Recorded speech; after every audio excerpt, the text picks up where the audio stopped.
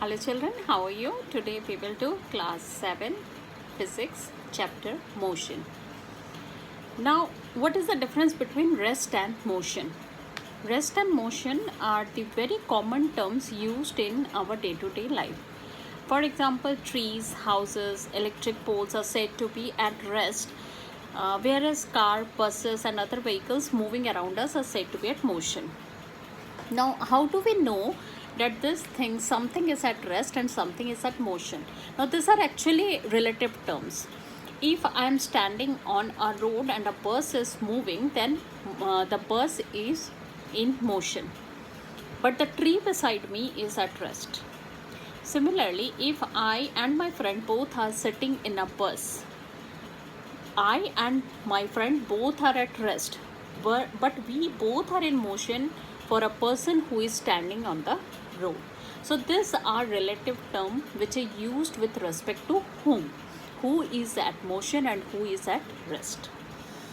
So a body is said to be at rest if its position with respect to a fixed point or an object in its surrounding do not change with time. Like if a car is standing, then it is said to be at rest. But if the car moves from one place to another at a particular time, then it is said to be in motion. So motion is a relative term. When you travel in a bus, your body always moves in the same direction and at the same speed of that of the bus. However, you do not feel that your body is moving during the journey. It appears so because your movie does not change its position with respect to the seat you are sitting on or with respect to the other fixed parts in the bus. But if you look outside the bus, you can see that the position of your body keeps changing with respect to the objects that are outside the bus. Suppose the trees, the houses, or anything which is present on the road. This shows that your body is in motion with respect to those things which are present on the road. Hence, when two bodies are in motion, the change of the position of one body with respect to the other depends upon two factors: their speed and obviously the direction of motion. Now, there are different types of motion. First is translatory motion. If an object moves in such a way that every part of the object moves in the same direction and in the same time interval, then the object is said to be translatory motion. In simple words, the whole object moves at the same time and in the same direction, then it is called translatory motion. Now, this translatory motion can be of two types: rectilinear and curvilinear. Now, what is rectilinear motion?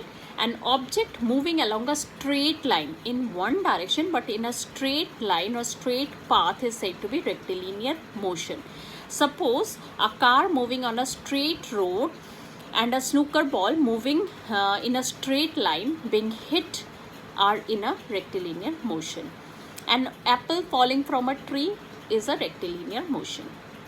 Then what is curvilinear motion? An object moving on a curved path is said to have a curvilinear motion. Thus, a cyclist falling or racing on a curved tracks, since it is circular or curved, not a straight path, so it is called a curvilinear motion. Now, another is circular motion. Circular motion is a special case of curvilinear motion only, since it is not a straight, a curve or a circle, so it is a type of curvilinear motion only, where the object moves after a fixed point in a circular path. In this case, the distance of the object from the fixed point always remains the same.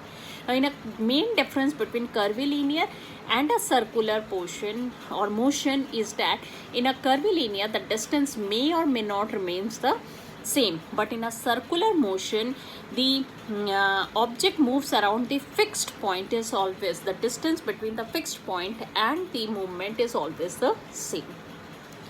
Next comes rotatory motion. When an object rotates or spins about an axis, then it is called a rotatory motion. Like our earth rotates on its axis, So in rotatory motion, all the parts of the object do not move through the same distance in the same interval of time as in case of circular motion. The part away from the axis move away in a greater distance than the part near the axis. Then come oscillatory motion. When the object as a whole moves to and fro, like the swing, the movement of the pendulum, these are all oscillatory movement. Next come vibratory movement. In the whole body, if the whole body does not move to and fro as a straight or as a singular unit, but some of its parts oscillate about their mean position, it is called a vibration. Vibratory motion is an effect of oscillatory movement only, but on the sudden parts only. Thus, vibratory motion is a special case of oscillatory movement only. The motion of the strings of guitar when they plucked, or the motion of the prongs of the tuning fork, all these are the examples of vibratory motion. Another comes repetitive motion. When an object moves such that it's repeat its motion again and again, then it is called repetitive motion. Now repetitive motion can be of two types, periodic and non-periodic. Now periodic, the motion that repeats itself after a certain period of time, it is called periodic motion. As for example, the pendulum of a clock, or the movement of the hands of the clock, or the revolution of the earth, these are all periodic. But non-periodic, when the motion that repeats itself but not the regular interval cannot be guessed, or it cannot be followed after a particular period, there is no particular period of the repetition, then it is called non-periodic. Like while walking, the movement of the arms and legs, motion of a rolling ball, it increases or decreases. So all these are non-periodic movement. Next comes random motion. An object moving with a specific path and frequently changing its direction and speed is said to be in a random motion, like the motion of a butterfly fluttering here and there. Now there can be certain motions which are a combination of different motions. As for example, the earth rotates about its axis. This is both rotatory motion as well as periodic motion, because it takes a fixed period to complete its one rotation. Then another example, when a bowler delivers a ball, the ball has a spinning motion, that is rotatory motion, as it moves towards the batsman. So it is also a translatory motion. A drilling machine used for making a hole in the wood has both the rectilinear motion as well as rotatory motion. The wheels of a bicycle, both it has a circular motion as well as a rectilinear motion. So there can be different types of motion.